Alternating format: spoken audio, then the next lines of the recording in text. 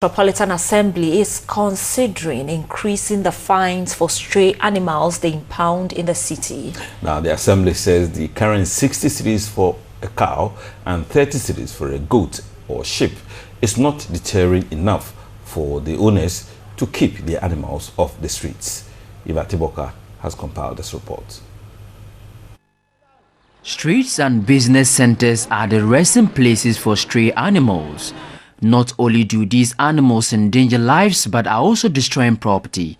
The Metropolitan Assembly's Public Relations Officer, Issa Salifu Musa, says though the Assembly has put in place a task force to deal with the situation, it is still not achieving results. When we impound these animals, per our bylaws, owners are expected to pay a fine and then they take them back.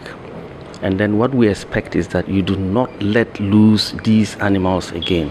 But what do we find?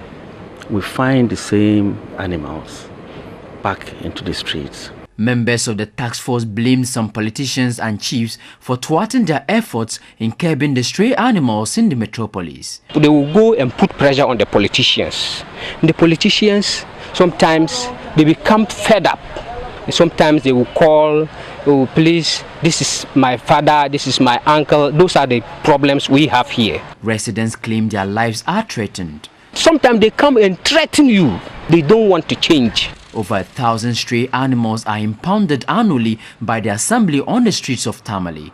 Currently, owners of the stray animals pay 60 cedis for a cow and 30 cedis for a goat and a sheep as fines. But the Metropolitan Public Relations Officer, Issa Salifu Musa, says the amounts are not deterring enough.